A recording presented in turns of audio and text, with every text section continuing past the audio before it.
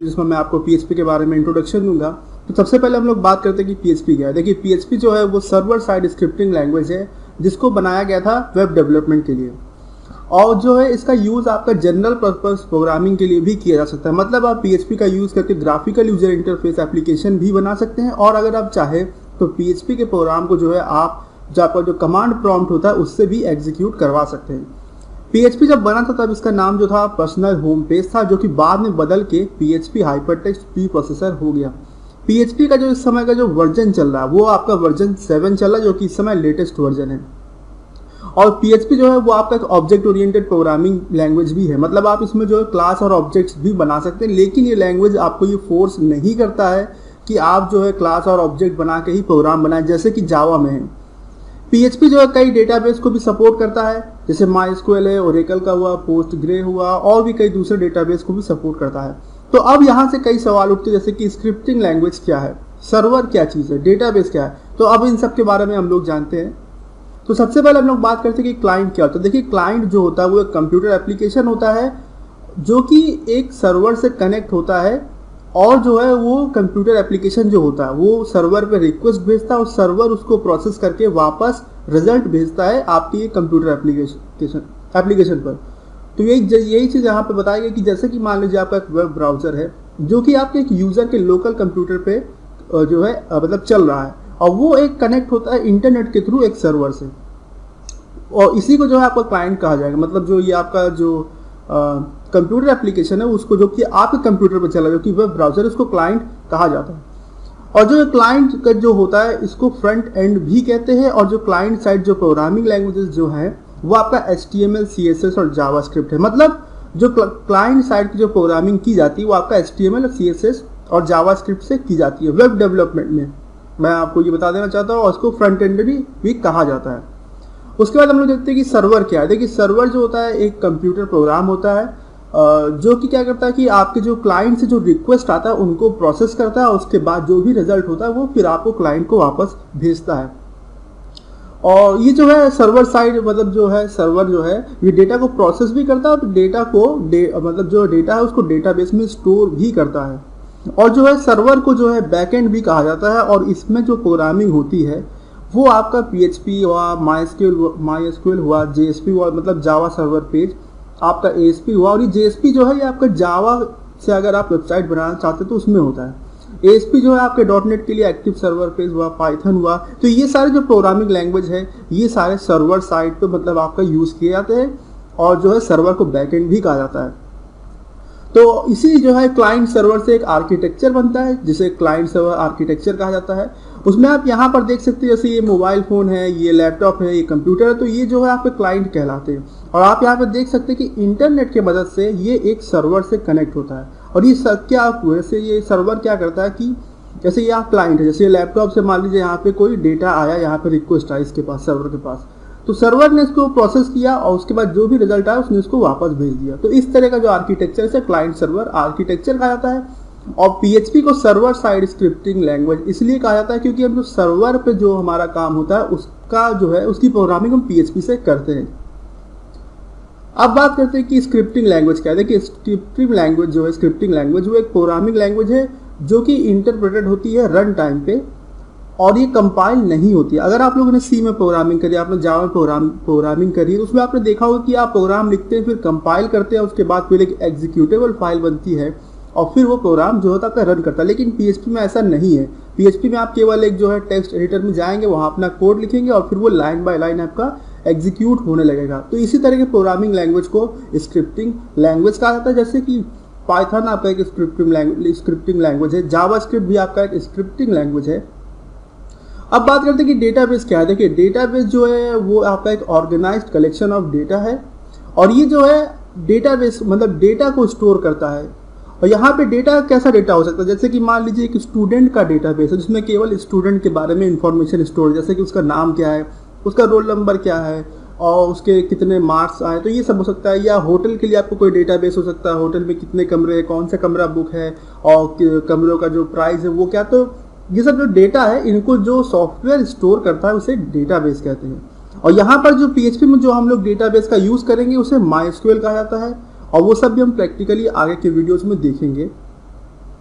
उसके बाद यहाँ पे फिर एक नया वर्ड आता है कि स्टैटिक वेब पेज क्या होता है। तो स्टैटिक वेब पेज वो वेब पेज होता है जिसका कंटेंट कभी भी बदलता नहीं है, मतलब कोई भी यूजर आए उस वेब पेज को एक्सेस करे तो सेम कंटेंट दिखाई देगा।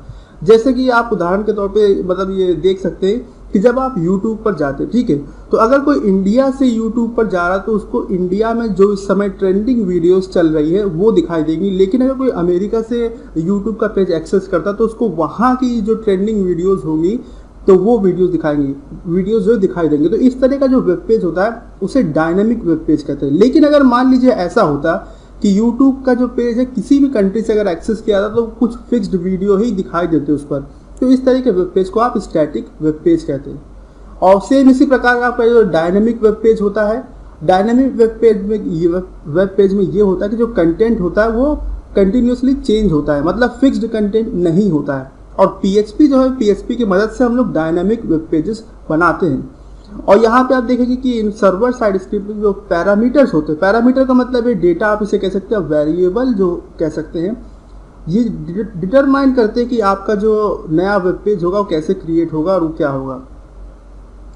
उसके बाद ये हम लोग यहाँ पे डायग्राम देखते हैं कि PHP जो वो वर्क कैसे करता है। तो देखिए ये सबसे पहले आपका वेब ब्राउजर है और ये आपका जो है क्लाइंट साइड है और ये जो है आपका सर्वर साइड है। तो यहाँ पे जो है सबसे पहले आप अपने वेब ब्राउजर से एक रिक्वेस्ट भेजते हैं और ये रिक्वेस्ट क्या हो सकता है, जैसे कि आप किसी वेबसाइट पे गए, वहाँ पे आपको जो है लॉगिन करना, तो आपने अपना यूजर आईडी और पासवर्ड भेजा, तो वो यूजर आईडी पासवर्ड सबसे पहले आपके सर्वर पे पहुंचेगा। वहाँ पे ये जो है आपका एक PHP फाइल के पास पहुंचेगा।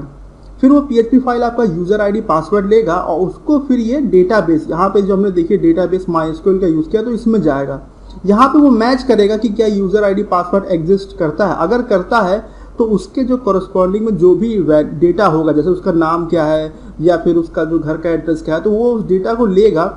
फिर ये आपका वेब सर्वर में वापस आएगा, फिर उस डेटा को लेके एक डायनेमिक वेब पेज जनरेट करेगा और उस वेब पेज को ये फिर वेब ब्राउजर पे सेंड कर देगा। लेकिन अगर ऐसा नहीं हुआ, डेटा मैच नहीं किया, तो वो यहाँ पे एरर सेंड कर देगा। तो इस तरीके से जो है आपका PHP प्रोग्रामिंग लैंग्वेज काम करता है। अब आता है कि PHP हमें सीखना क्यों चाहिए। देखिए PHP जो है क्रॉस प्लेटफॉर्म, इसका मतलब ये होता है, यहाँ पे प्लेटफॉर्म का मतलब है ऑपरेटिंग सिस्टम। मतलब अगर आप PHP की प्रोग्रामिंग जो विंडोज़ पे करते हैं तो उस प्रोग्राम को कोई अगर मैक पे अगर देखना चाहे, लाइनक्स पे देखना चाहे, तो वो देख सकता है, उसमें कोई दिक्कत नहीं आएगी। मतलब मल्टीपल प्लेटफॉर्म पे आपका जो PHP कोड एग्जीक्यूट करेगा। दूसरा ये है कि PHP जो है आपका फ्री है, तो फ्री होने का फ़ायदा ये होता है कि आपको इसके लिए कोई पैसा देने की ज़रूरत नहीं है। और फिर ये कि PHP जो है आपका ओपन सोर्स है और ये सीखना भी काफ़ी आसान है। अगर आपको C लैंग्वेज आती है तो आप जो है PHP आप काफ़ी आसानी से सीख सकते हैं, लेकिन अगर नहीं आती तो उससे भी कोई दिक्कत नहीं है। और PHP जो है वाइडली यूज होता है, मतलब जो है इंटरनेट पे मौजूद कई सारी वेबसाइट जो है PHP पर ही बनाई जाती है, क्योंकि ये बहुत ही आसान है और ये फ्री भी है। अब बात आता है कि किस किस सॉफ्टवेयर की हमें ज़रूरत है PHP प्रोग्रामिंग स्टार्ट करने के लिए। तो सबसे पहले तो आपको PHP प्रोग्रामिंग स्टार्ट करने के लिए एक वेब ब्राउज़र चाहिए, वेब सर्वर चाहिए, जैसे कि आपका ये अपाचे है। उसके बाद आपको PHP चाहिए होगा और उसके बाद आपको डेटाबेस चाहिए होगा, जैसे कि MySQL है। और इसको इंस्टॉल करने का दो तरीका है। एक तो तरीका है कि आप ये सारे तीनों सॉफ्टवेयर इंडिविजुअली इंस्टॉल करें अपने कंप्यूटर पे। दूसरा ये है कि आप जो एक सॉफ्टवेयर आता है जिसे मैं ऑल इन वन सोल्यूशन कहता हूँ, उसमें ये सारी चीज़ें एक साथ होती हैं, आप उसको इंस्टॉल कर लीजिए। तो मैं जो करूँगा ऑल इन वन सोल्यूशन का ही यूज़ करूँगा और इस सॉफ्टवेयर का जो नाम है वो है ईजी PHP। और सेम इसी तरीके से एक आता है वैम्प करके आता है, आपका एक एग्जाम्प आता है और एक मैम्प करके आता है। मैं आपको उन सारे सॉफ्टवेयर के बारे में बताऊंगा, लेकिन हम लोग जो सॉफ्टवेयर यूज़ करेंगे उसका नाम ईजी PHP है और हम अपने आगे की वीडियो में देखेंगे कि उसे कैसे इंस्टॉल करना है। और फिर दूसरा तरीका ये है कि आप जो है या तो एक वेब होस्टिंग ले लीजिए और ये इसके लिए आपको पैसा देना पड़ेगा, ये काफ़ी महंगा पड़ेगा। तो सबसे अच्छा यही है कि हम लोग अपने कंप्यूटर में ये सॉफ्टवेयर इंस्टॉल कर ले और PHP की प्रोग्रामिंग जो उसी से स्टार्ट करें।